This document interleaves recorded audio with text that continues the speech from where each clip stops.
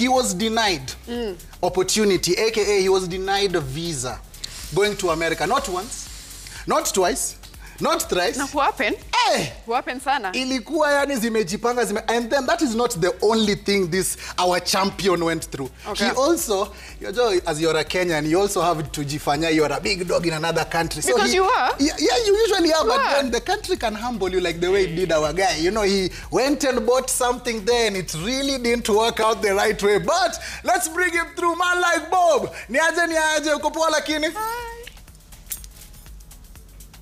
Bob, unanisikia lakini uko fresh? Yes, nakusikia habari. Niko poa manze. Unasikia manze na unfold or I'm airing some of the linen in public hapa kwenye Citizen TV. He's telling a story that's not yours. It's not yours. Hey, Bob, ebu confirm or deny, because as I was reading up on you, I was like, hey, kudinaiwa visa all these times. Alafu tena ukishafika huko tena. No, please give us the story. Kwanza tuanzie hapo kwa visa. Okay, asante sana. Thank you so much for having me on the show. My name is Bob and I live and work here in the US. Niko mahali naitwa Tampa, Florida, here in the US. So my journey to come to the US actually took so long. As you said, I was denied visa so many times. So initially I wanted to go to the UK actually. And then I got denied the visa the first time, the second time, the third time. And then the fourth time, then at that point, I decided, you know what, I think I need to try the US, and ended up going to try to come to the US for my master's, and that's how I found myself here in 2009. And I came as a student, then I got here, went through school, and after I was done with school, I got an opportunity to work here, and I got a job as a systems analyst. I used to work with Fortune 500 companies, and I found myself in Florida, and that's where I live. So I've been living here for the last 16 years. Wow, quite a feat right there. And I love the fact that you're open and you know about this story, because sababu wengine wetu tumedinaiwa but tumejiwekea. Be an embarrassing thing, though. It's something that should be addressed. Oh. Why is it so difficult to move? Clearly, denial, the way you're taught as you're growing up is like such a bad thing, so you never really want to share it. So I'm glad Bob is open, about it, to tell us about it. So 16 years in this country, how has it been so far? If you were to say it in a nutshell, how has it been thus far? So far so good. I can't really complain. I think that's the reason why I'm still here. But we are growing old, so within no time, I think I should be coming back. Hopefully, maybe by around, I don't know, I'm thinking maybe by 2030, I'll be coming back. But so far so good. So that's pretty, living here, of course, it comes with a lot of challenges here and there, but there's a lot of opportunities, of course, being abroad. You get to see how people work differently from back home. You get to learn a lot of new things. So I think I've learned a lot, and I try as much as possible also to share whatever I've learned here back home, and also try to see whether also I can be able to help others who are back home to come and see the opportunities that are on this side. When you talk about moving so far away from home, especially in your adult life, one thing that's very important to me is community, being around people that relate with me, understand my struggle, and we share similar stories. Was it difficult to form community in such an alien place where people don't understand your language, the way you think, the way you do things? Yeah, actually, initially when you come to a country, when you go abroad, and especially if you go to a country where they communicate maybe not in English, it can be a bit of a challenge. And even a country like the US, for example, it's still a challenge sometimes when you are here. For example, when I got here, I came to school, like I said earlier, and I used to be very homesick. I would call my friends all the time, because everything is new to you. And the school that I was in, there was not very many Kenyans. You are quite, maybe I think we were like 2 or 3 Kenyans in my school. So I didn't have that big community of Kenyans, and it can be a bit,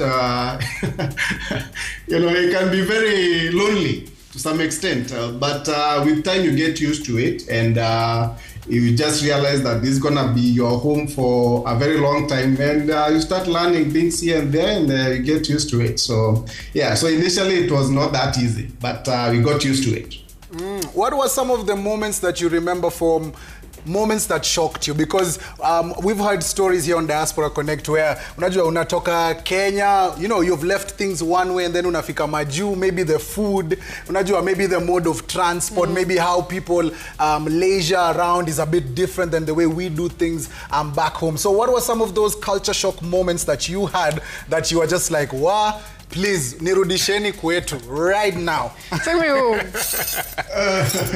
Okay, well, food is always a big thing because especially here in America, you know, the food is quite different from what we have. But also surprisingly, if you are coming to school, and maybe you are staying in school, of course, that can be a challenge because you are mostly eating American food. But actually something surprising is that there's a lot of our food here. Once maybe if you're out of school and you start living out there, maybe on your own, you get to know, like, you know, hata pata matumbo, you know, hata unaweza pika supu ya kichwa ya mbuzi. Unaweza pika hata ugali, you know. I definitely so I was surprised, you know, that was a pleasant surprise that you can actually be able to find some of the food. Because when I go home, mostly people ask me, like, you know, you don't miss ugali, you don't miss matumbo. Mi napendanga matumbo sana, you know, you don't miss avocado and things like that. I'm like, no. Some of these things we can be able to get them, you know. Yeah, so that was a pleasant surprise. But apart from that, if you come to a place that is quite cold, that can really surprise you because it gets really, really cold. So for me, where I am right now, I'm in Tampa, Florida, and this is more or less like the Mombasa of America. So it's very hot, so there's no snow here, there's no cold.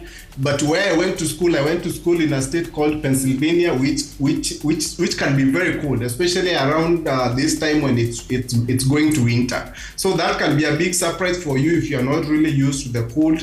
But apart from that, it's just the way things are quite different. You know, vitu zimepangwa huku vizuri sana. You know, the roads are clean. You know, hakuna watu all over the place, you know.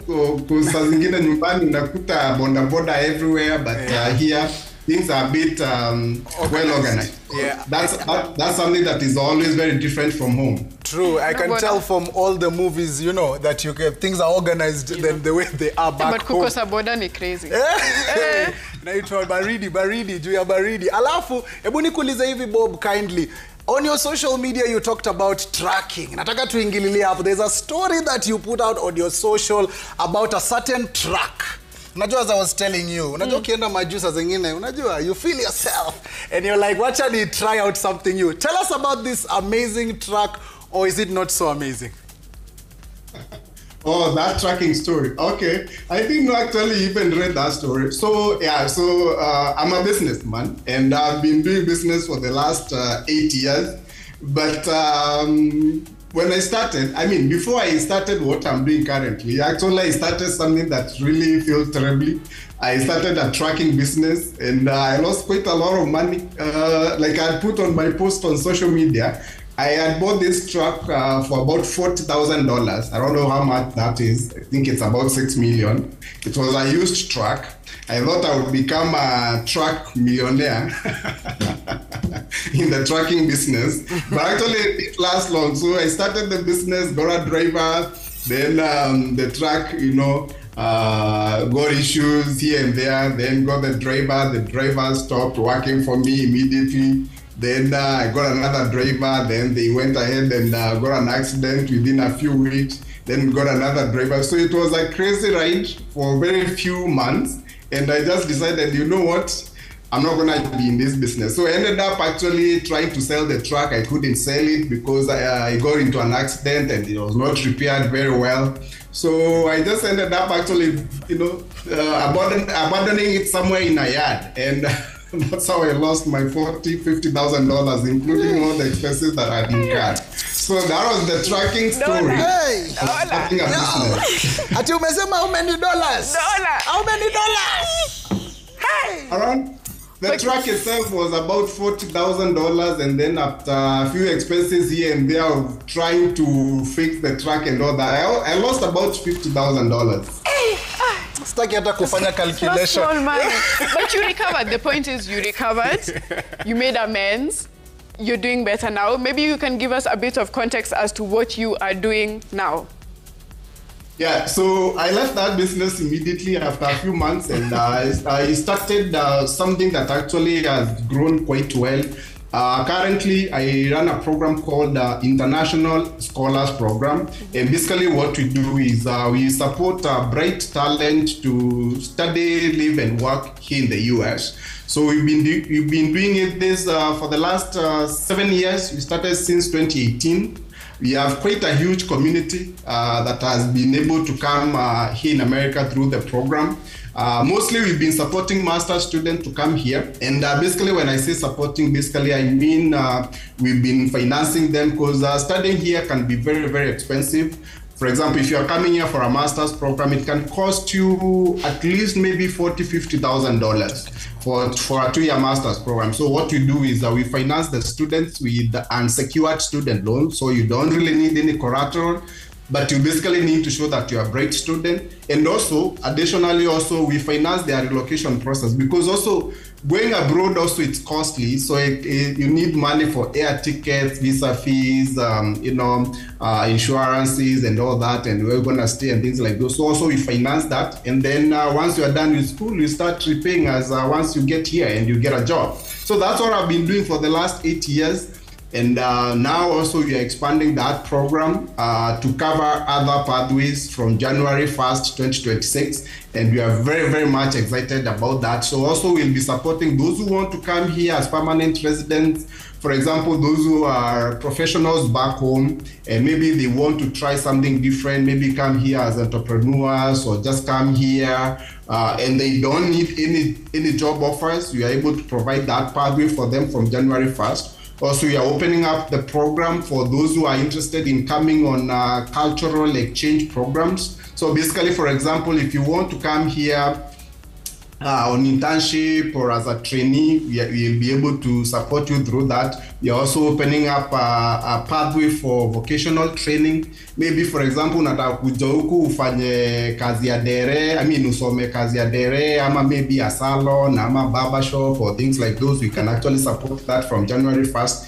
And also, finally, we are also able to support what we've been doing before. Basically, those who are coming for their masters will still be doing that. And additionally, we'll be supporting undergraduate students. So kama uko now maybe umemaliza your high school and you want to come here for your undergraduate studies, from January 1st also we'll be supporting that. But that's really what I've been doing. It's called the International Scholars Program. We are based here in the US, here in Tampa, Florida. We have an office here, but also we have an office in Nairobi, in Westlands, and also we have an office in Meru. Okay. We have an office in Kampala, and we have an office in Arusha. I like that. At least the goal is to always change lives, and you're doing that not only as you're far away from home, but pia ukiwa uko on ground, and we really admire that. So thank you very much, Bob. But as you're there, I want to ask Nyawanga something. Have you ever gifted your teacher anything? Any of your teachers from when you began school? Yeah, for sure I have. Can you tell me some of the gifts that you've given, maybe math or geography or social? Sikufanya geography. Aya, sawa. Tuambie kile ulifanya. Sikufanya geography. Nilifanya history. Aya, history basi. Going back to primary school, my mom knits. She makes traditional Irish sweaters. Okay. So we used to have a tradition to give each class teacher an Irish sweater. So that was like a culture we had. That she knits herself. Okay. Then high school, I had the same. You move with your class teacher. So wewe ulipea mwalimu sweater. That is amazing. And imagine this, Bob, our guy who is joining us all the way from Tampa, he gifted his teacher a trip abroad. Oh, mwalimu wa maths. Hey, Bob. Hebu tuambie hii story. Sitaki kusema story yako. Wewe tuambie. Yeah, so there's this teacher of mine. I'm so surprised actually also you know that story. So there's this teacher of mine, my math teacher. So I went to a local village primary school back in Meru County. And I struggled a lot with school fees and things like those. And there was this teacher of mine who really loved me so much. He used to support me. And when I passed so well to go to school, I didn't have a pair of shoes. And actually, he gave me some money to buy a pair of shoes. And he was my math teacher, so we used to be very, very close with him because I was good in math when I was in school. So of course, after that we built a very good relationship. Even after I went to high school and later on, and I did my college, my undergraduate, and even when I came to the ES, we always used to communicate. And later on, in 2024, actually last year, I gave him a trip. You know, I looked for a visa for him. I gave him a trip to come here in the US, fully paid trip, and he had a really, really good time. So when I shared that story on the internet, actually people are like, wow.